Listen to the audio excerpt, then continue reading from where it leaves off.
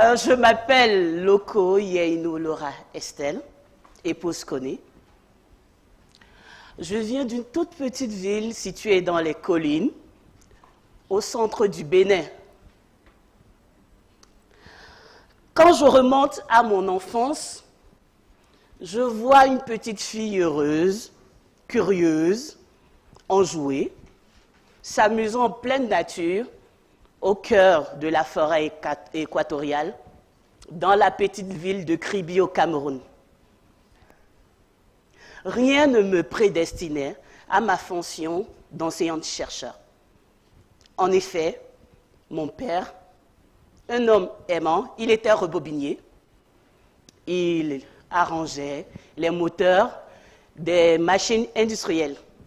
Et ma mère, qui était ménagère, mais de temps en temps, elle devenait commerçante. Mon premier contact avec le monde paysan s'est fait lors de ma première année de thèse en 2011.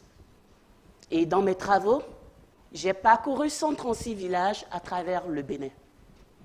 Et j'ai été choquée par un fait, c'était l'importance des dégâts post-récolte dans les greniers paysans.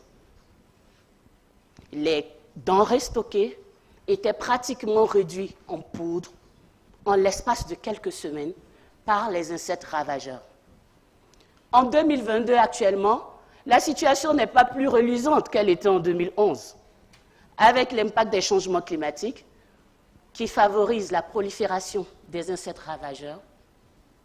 Nous sommes toujours confrontés, quand je dis nous, je parle des producteurs et moi, confrontés aux attaques des ravageurs dans les stocks.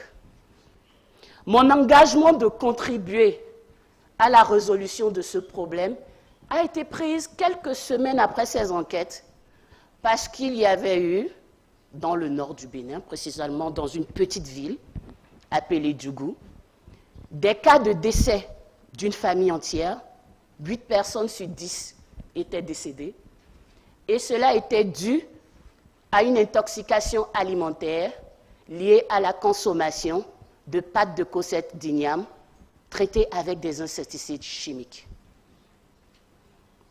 Dans les contrées, les populations font face à cette dure réalité, mais n'ont pas du tout d'alternative, si ce n'est l'utilisation de pesticides chimiques de synthèse, souvent prédestinés à d'autres cultures, obsolètes ou hautement toxiques.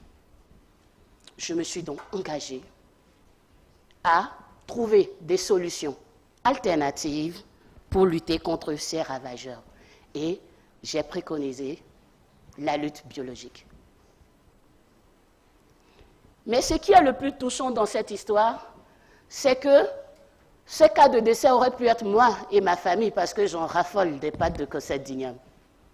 Mais ça aurait aussi pu être vous. Vous vous posez bien la question comment? Mais ces produits sont fortement commercialisés et se retrouvent dans nos assiettes. Nous sommes donc tous concernés. Pour lutter contre les insectes ravageurs, j'utilise cette nature qui m'a longtemps fascinée dans mon enfance. Quand vous observez la nature, vous observez les insectes ravageurs, vous allez vous rendre compte qu'il y a des ennemis naturels, que j'aime bien appeler les amis des agriculteurs. Ça peut être des micro-organismes invisibles à l'œil nu qui causent des maladies à ces insectes ravageurs. Ça peut également être d'autres insectes animaux qui consomment ces ravageurs ou bien qui s'y développent.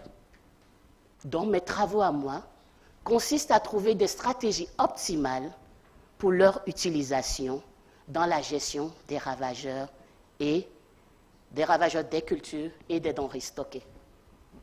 Aujourd'hui, j'aimerais que nous soyons tous des ambassadeurs. Mais des ambassadeurs de quoi? D'une agriculture biologique et durable. Pour cela, chacun de nous ici présents devrait commencer à sensibiliser les producteurs sur l'utilisation abusive des insecticides chimiques de synthèse. Mais surtout, œuvrons tous pour rendre disponibles, accessibles, à moins de coûts, ces produits biologiques, ces pesticides biologiques aux petits producteurs. Merci.